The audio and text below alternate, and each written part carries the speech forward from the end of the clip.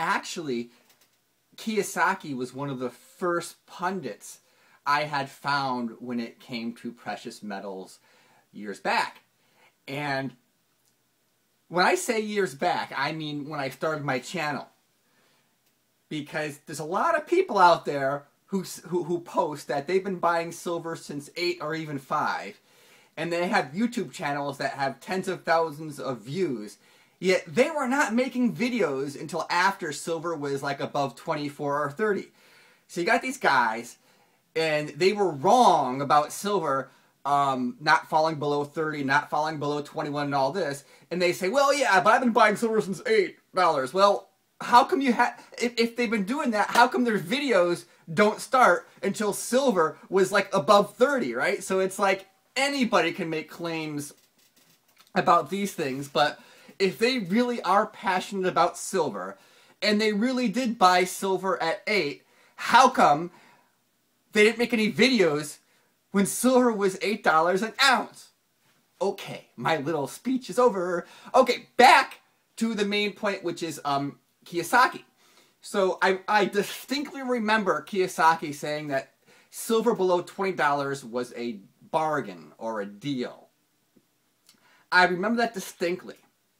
And then when silver broke 20, I said, wow, that guy was really right. And when silver was almost 50, I said, wow, this guy is super guru status. And then when silver fell below 20, I was saying, okay, where's the follow-up, right? You know, he had publicly stated with many views that silver was a bargain under 20.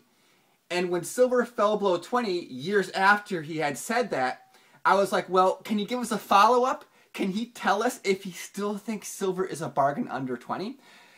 He didn't quantify or qualify or whatever use a qual word in there, or a qual word in there, right? He didn't say, oh yeah, silver's a bargain under 20 unless it hits 50 and then I don't care anymore. He just said silver's a bargain under 20 without a time frame. So, but actually, recently he's been talking about precious metals again, and he's been talking about market crashes. To his credit, in 2012, he said, I'm not buying precious metals right now. For several years, he was not recommending precious metals. And that was actually a good time to not be recommending precious metals. So when he was giving his initial push to buy, that was actually a good time to get in. When he was saying, I wouldn't recommend buying, that was like a good time not to buy. Well, now he's talking about precious metals again. Will he be right this time as well? But again, he's not. He doesn't. A lot of these guys don't give distinct time frames and so forth. So it's kind of like a murky advice. It's like infotainment advice kind of thing. But he is now talking about, you know, he's going back to his original Rich Dad prophecy where he says around 2015-16 they're gonna have the big stock market crash and so forth, and that's what he said years ago. So him saying it now is consistent with his many years back predictions. So I saw 2 recent interviews with Kiyosaki, and of course they were not up to date. Some of them were a little bit slightly dated, as in weeks. One was with Daniela Cambone or Cambone from Kitco, right? And he was like getting frustrated with her, or he was getting like angry with her, and I wasn't sure if it was her fault or his fault, but he was getting angry. He was getting all worked up, and she was like, I thought she was gonna cry. I thought he was gonna make her cry, and I was thinking, wow, you know, it's, you know, she's trying to act like, you know, professional, and she's trying to act like, hi, I'm the Kitco news person, and he's going, rah, rah, rah, and she's like. It was like interesting. So it was interesting dynamic there. She's probably saying, I hate this job today. Why am I doing this? But I better act like I'm having fun or something, right? But so another interview was kind of the opposite of that with him and Alex Jones, and I can tell that Alex Jones really likes his job because he really gets into it, and even when he's angry, I think he's really enjoying what he does, and I can see that Kiyosaki and Alex Jones, they seem to have mutual respect because Alex Jones is one of his gravelly voice and just throwing his stuff out there. He's always saying, yeah, Kiyosaki, this guy's brilliant. He's a great entrepreneur. He's been, you know, just throws the heaps of compliments on. I think Alex Jones means that. I think Alex Jones really admires Kiyosaki, and I think that Kiyosaki, you know, and Alex Jones, they get along on like a personal level. That's how it appears. Now, obviously, Alex Jones throws a lot of doom and fear that's unnecessary into what he says. I mean, in the past, he's been known to greatly embellish stories to add the extra doom into it, right? So Alex Jones, right? So I could tell these guys had like they're both getting into it, and like one thing people have said about pundits. In the past, I've said that there are some pundits who are they're like actors and they're just making stuff up. And the response is, well, why would someone put so much time into something if they don't really believe it themselves? It doesn't make any sense. But yes, it does. The celebrity effect is so much fun, right? I've had a tiny celebrity effect with my channel, right? I'm getting, some videos get tens and tens of thousands of views.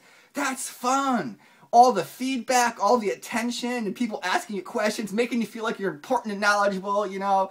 It's like, you know, for some of these people, it's like, so what if I don't believe what I say? People hang on my every word and they think I'm an expert, and, you know, I get all this fame and attention, and that's just big feeds your ego, and it's fun, right?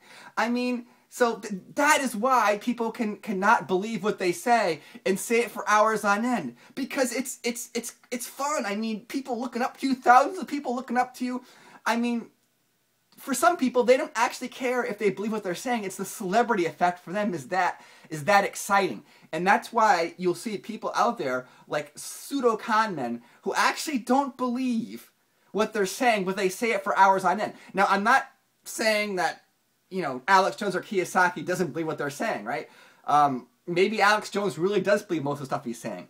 But it's almost slightly irrelevant because the celebrity effect is so powerful and it's so much fun. I mean, if I'm feeling like a kind of like lonely or, you know, oh, nobody likes me, I know I'll make a video and somebody will like me, or a few people will like me, and then I'll feel like I'm, you know, people like me again. So this video thing is really powerful, right? So it's like, you know, if I'm making several videos in a few days, sometime that might be motivated by, I'm feeling kind of lonely. I'll do a video, and then people will talk to me, and yay! All right, so I'm going off on a tangent there, but I want to say is that the main thing is Kiyosaki is going back into his market crash mode, cash is trash mode, you know, inflation is coming mode, and while I'm not saying that he's like you should like base your all your trading decisions on what Kiyosaki says, he has been more accurate than most pundits out there, and of course, being accurate than most pundits out there doesn't really take a lot if you really look at someone's track record. But yeah, so that's what Kiyosaki is saying, and so I'd really like to know more. Like I like to hear him give more prognostications, because I had almost kind of written the Alex Jones show off because it got really ridiculous and doom-feared and all that.